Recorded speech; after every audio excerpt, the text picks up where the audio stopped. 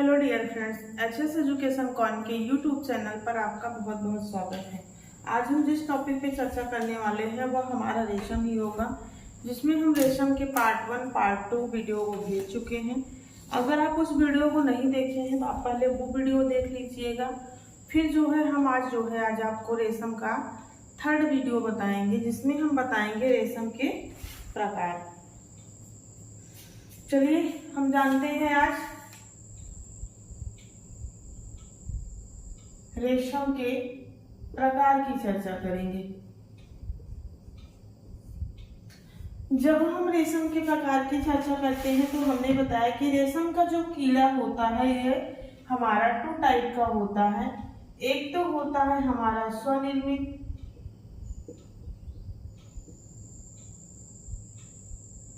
रेशम और दूसरा होता है उत्पादित रेशम।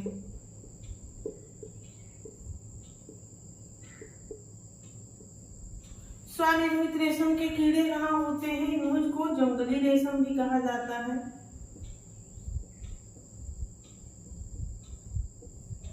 या इन्हें वाइल्ड सिल्क कहा जाता है।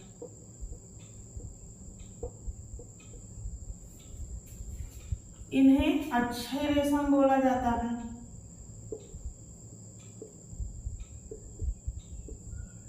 Cultivated silk.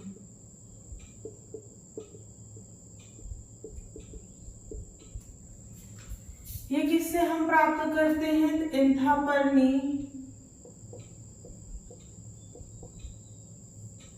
या एंथीरिया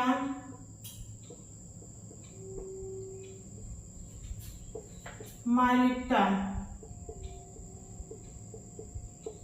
ये स्वयं से निर्मित होते हैं, हम इनसे प्राप्त करते हैं। इसको बॉम्बेक्स मोरी से प्राप्त करते हैं।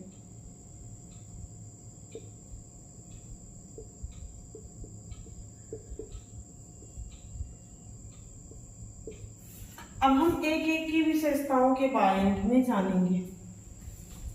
ये एंथीरिया माइलिट्टा वाला हमारा जो कीड़ा होता है पलता कहाँ पे है? तो ओक वृक्ष पर।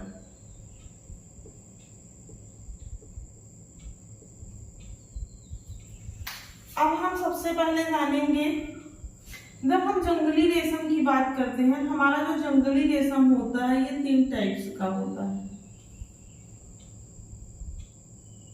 टसर,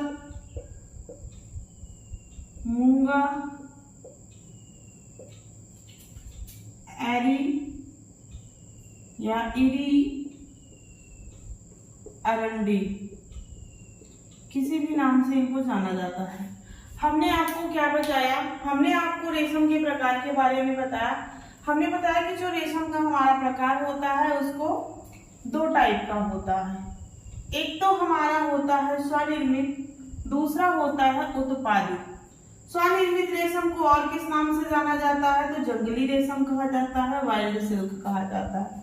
उत्पादित रेशम हमारे अच्छे रेशम होते हैं, कल्टीवेटेड सिल्क कहा जाता है। इसका कीड़ा का क्या नाम है? इसका कीड़ा जो होता है वो जंगलों में स्वयं से पलता है, एंथापर्नी या एंथीरिया माइलिट्टा, और ये इसको उत्पादित किया जाता है। 2 से 3 माह की अवस्था से गुजरता है, तब जाकर के हमें सिल्क इससे हम प्राप्त करते हैं। इसका पालन किया जाता है। जब हम जंगली रेशम की बात करते हैं, कितने टाइप्स के होते हैं? तो 3 होते हैं। एक टसर होता है, मूंगा होता है, एरी एंड अरंडी। अब हम एक एक कीड़े के बारे में जानेंगे।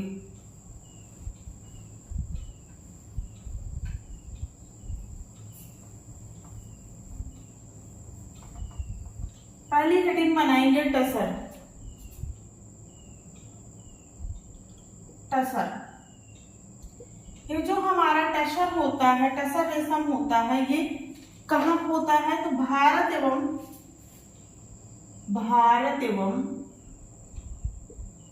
चीन देश में पाया जाता है।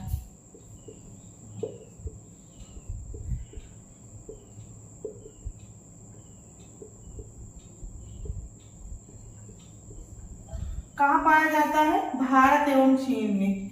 पलते किस पर है? तो ओक एवं बबूल के वृक्ष पर। किस पे? ओक एवं बबूल के वृक्ष पर। इनकी क्वालिटी कैसे होती है? तो निम्न गुणवत्ता वाली होती है।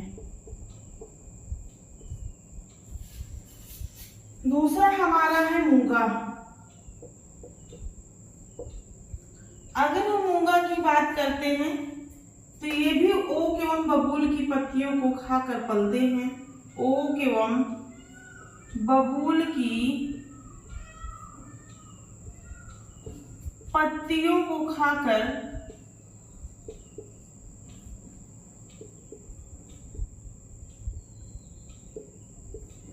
पलते हैं। ओक एवं बबूल की पत्तियों को खाकर पलते हैं। पत्तियों में टैनिन अम्ल की अधिकता के कारण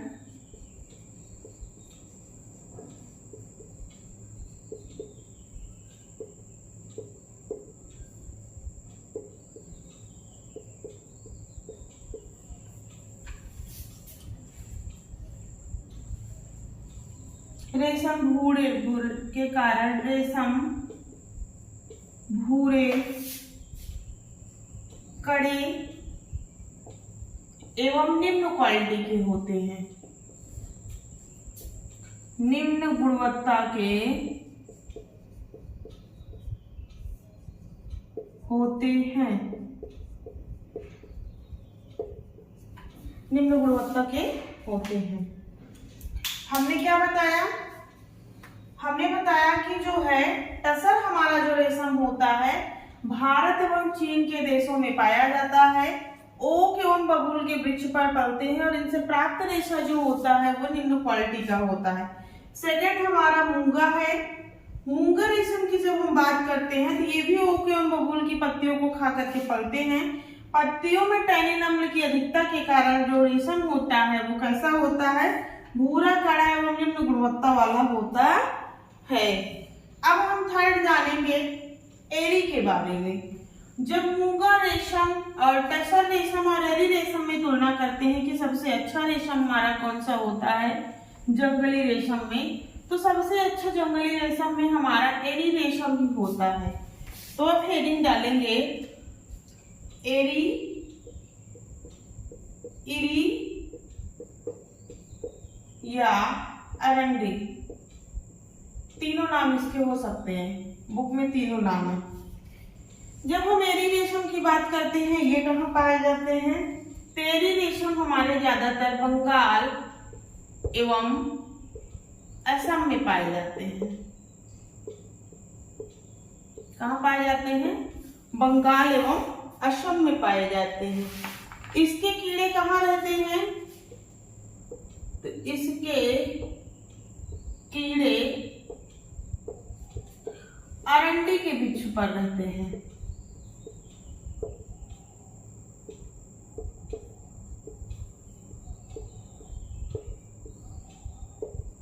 कहाँ रहते हैं? अरंडी के वृक्ष रहते हैं। इससे हमें जो रेशा प्राप्त होता है वो कैसे होता है? तो कोमल चमकदार पीलापन लिए रहता है।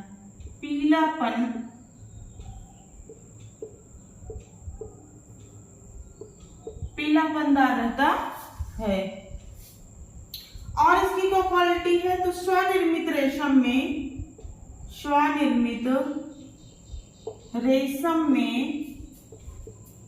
सबसे अच्छी क्वालिटी होती है।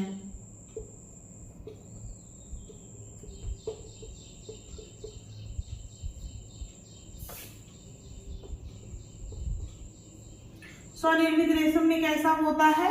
सबसे अच्छी क्वालिटी का होता है। और क्या होता है इसमें? तो इस धागे से निर्मित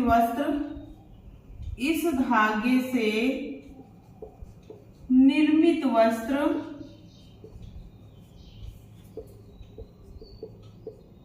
कपास के समान तैयार होता है।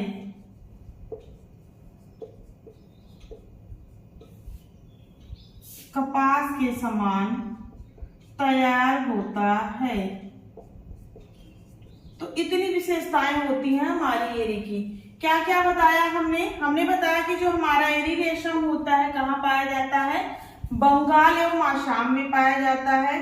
इसके कीड़े कहाँ पलते हैं, तो एरी नामक वृक्ष पर ही पलते हैं, जो है अरंडी के वृक्ष पर पलते हैं। रेशा कैसे होता है हमारा, कोमल होता है, चमकदार होता है और पीलापन लिए रहता है।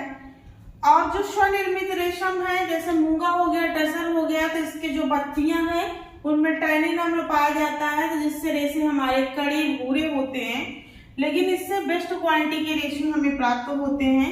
इस धागे से निर्मित जो हमारा वस्त्र तैयार होता है वो किस प्रकार होता है, तो कपास के समान दिखाई देता है।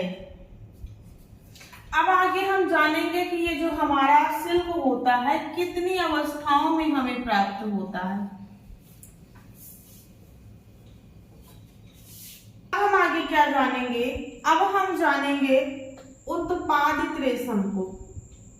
उत्पादित रेशम, कल्टिवेटेड सिल्क।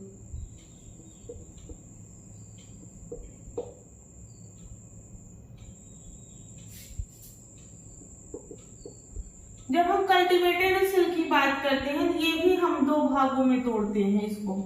एक तो हमारा होता है रील्ड सिल्क,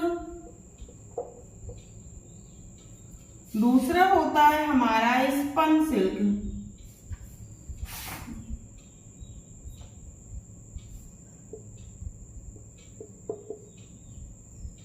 रील्ड सिल्क का मतलब होता है लपेटा रेशम।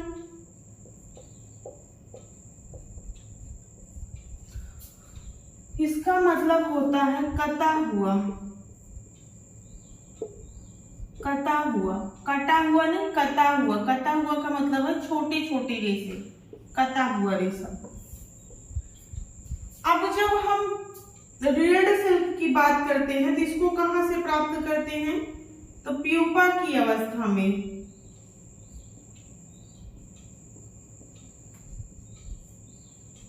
कैसे प्राप्त करते हैं इसको, प्यूपा की अवस्था में। इसकी लंबाई कितनी होती है, अगर हम इसके लंबाई की बात करते हैं तो कितना होता है, 300 मीटर से लेकर के 1800 मीटर।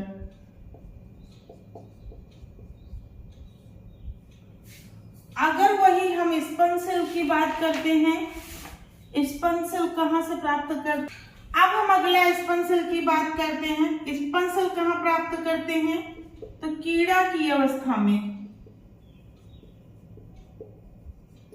सेकेंड क्वालिटी इसकी क्या होती है कि जिन्हें लपेट नहीं सकते उन्हें कटरा रेशम कहा जाता है। जिन्हें लपेटा नहीं जा सकता कटा रेशम कहलाता है। कटा रेशम कहने का मतलब है जिसपे स्टोइंग प्रोसेस करके हम जो है लंबे धागे को नहीं प्राप्त करते हैं, वह हमारा कटा हुआ रेशम कहलाता है। अब जब हम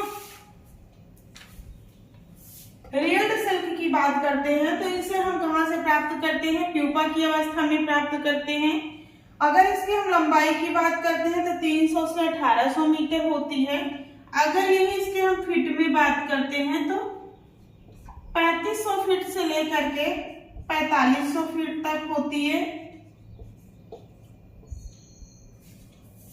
और अगर गज में बात करते हैं तो 1000 गज, इतना लंबा यह रेशा हमारा होता है। अब हम आगे बात करेंगे कि जो हमारा स्पन सिल्क होता है इसको हम कितने रूपों में प्राप्त करते हैं। तो हेडिंग बनाएंगे स्पन सिल्क। स्पन सिल्क के प्रकार।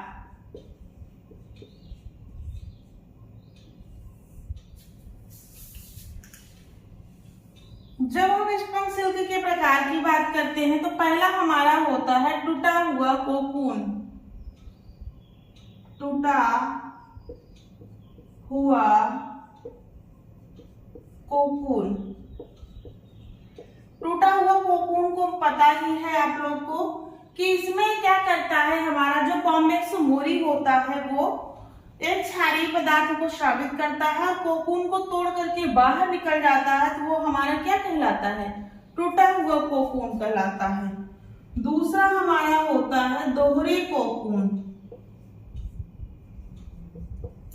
दोहरे कोकून का मतलब है कि जब दो कोकून आपस में चिपक जाते हैं तो उनसे जो हम रेशा प्राप्त करते हैं तो वो टूटे हुए रेशे प्राप्त होते हैं, दोहरे कोकून। दो कोकून के चिपकने से उत्पन्न जो कोकून हमें प्राप्त होता है उसे कहा जाता है दोहरा कोकून। तीसरा हमारा है फ्लॉस।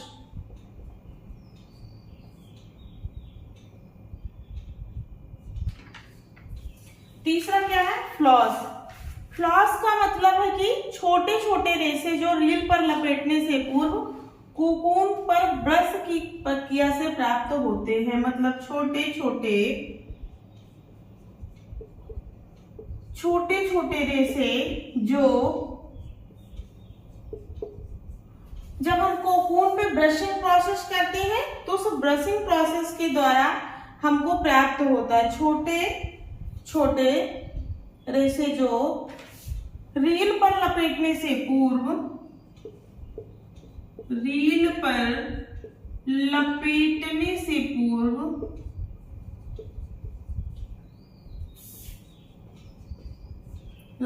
से पूर्व कोकून पर ब्रश करने की प्रक्रिया से प्राप्त होते हैं। कोकून पर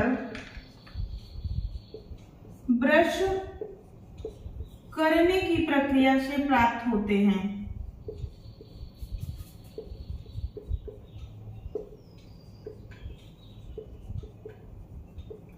बात समझ में आई ना? कहने का मतलब है, फ्लॉस का मतलब है कि छोटे टूटे रेशम जो रील पर लपेटने से पूर्व कोकून पर एक ब्रशिंग प्रोसेस जब हो जाती है उस प्रक्रिया से जो रेशम प्राप्त होता है उसे क्या कहा जाता है, फ्लॉस कहा जाता है। अगला है फ्रिशन। अब फ्रिशन रेशम क्या होता है? फ्रिशन रेशम है कि प्रत्येक कोकून के प्रारंभ में और अंत में जो बनने वाला असमान धागा होता है उसे फ्रिशन कहा जाता है। असमान स्राव। असमान स्राव का मतलब है कि प्रत्येक कोकून के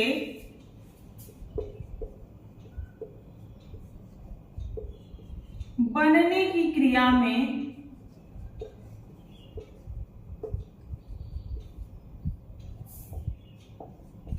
प्रत्येक कोकून के बनने की क्रिया में प्रारंभ और अंत में बनने वाला, प्रारंभ और अंत में बनने वाला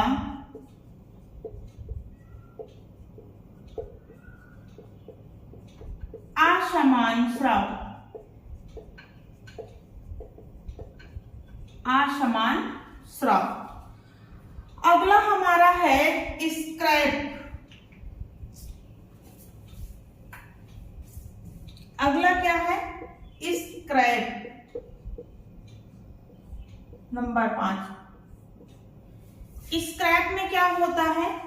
तो स्क्रैप में भी हम क्या करते हैं, स्पिनिंग प्रक्रिया एवं अन्य मशीन की क्रिया से प्राप्त व्यर्थ रेशा। मतलब स्पिनिंग प्रक्रिया के दौरान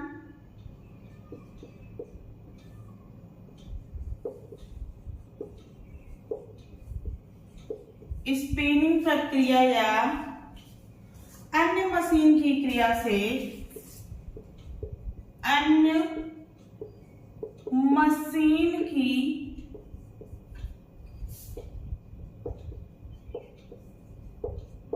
क्रिया से व्यर्थ रेशा।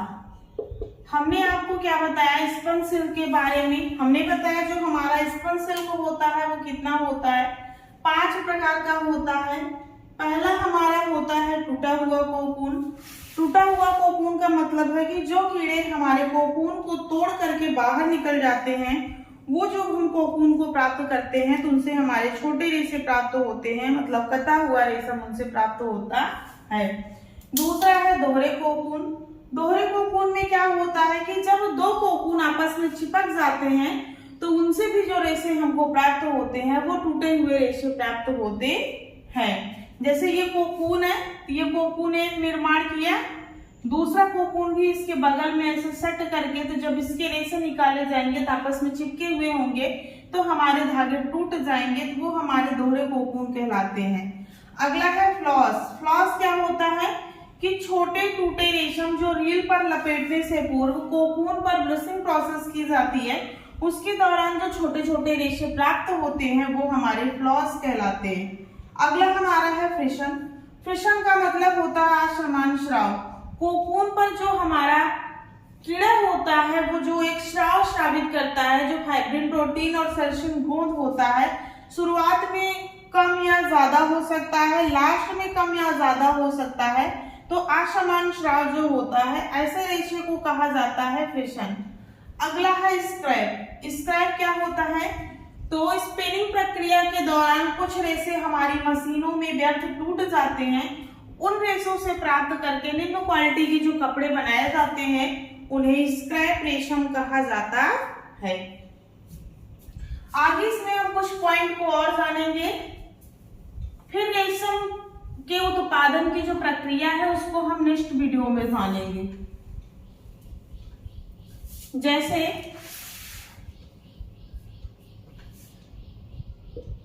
रेशम का कीड़ा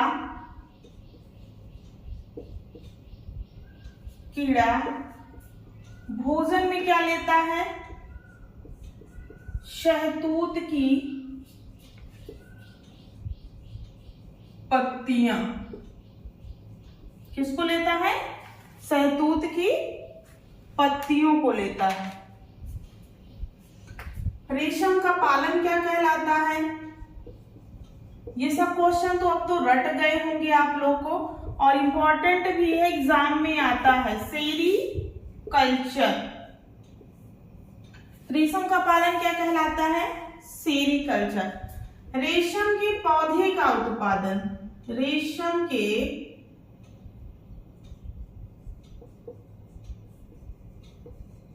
पौधे का उत्पादन, रेशम के पौधे का उत्पादन मोरिकल्चर।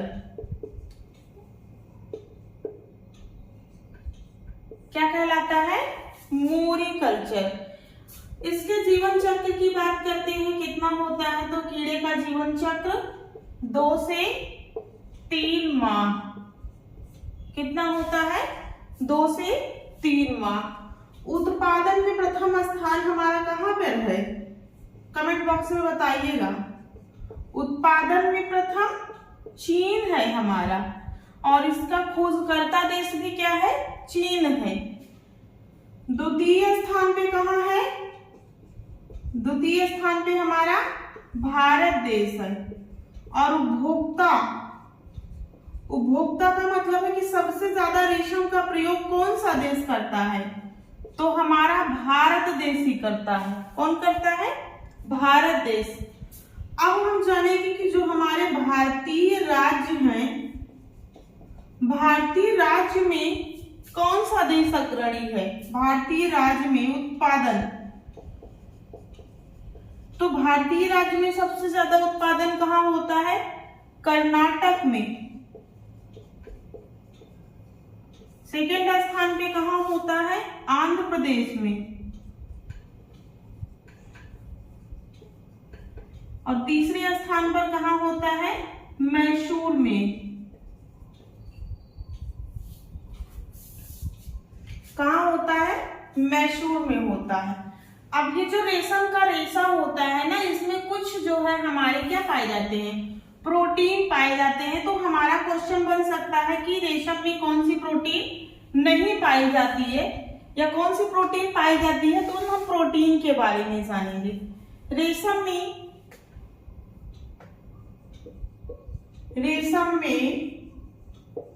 4 प्रकार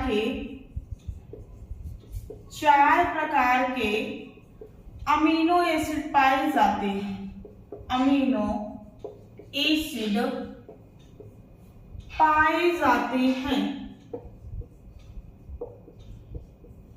कौन कौन से अमीनो एसिड पाए जाते हैं? ग्लाइकॉल,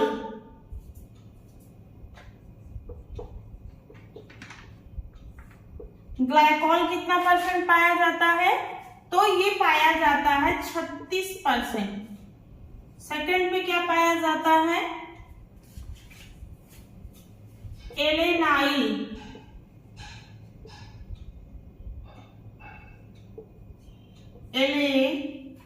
एलेनाइल ये कितना पाया जाता है? 21% पाया जाता है। अगला पाया जाता है ल्यूसीन,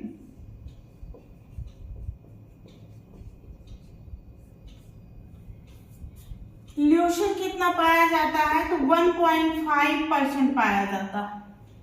टायरोसिन, टायरोसिन कितना पाया जाता है? तो टायरोसिन जो है वो पाया जाता है 10%। हमने आपको क्या बताया? हमने आपको बताया कि जो हमारा रेशम होता है उनमें 4 अमीनो एसिड पाए जाते हैं, ग्लाइकॉल पाया जाता है, एलेनाइन पाया जाता है, ल्यूसीन पाया जाता है और टायरोसिन पाया जाता है। ग्लाइकॉल 36% पाया जाता है, एलेनाइन 21%, ल्यूसीन 1.5% और टायरोसिन 10%। तो यहाँ से जो क्वेश्चन बनेगा ऐसे बनेगा कि रेशम में कौन सा अमीनो एसिड नहीं पाया जाता है। 3 अमीनो एसिड के नाम दे देंगे, 1 अमीनो एसिड हटा देंगे, इस प्रकार के। तो ये था आज बस इतना ही।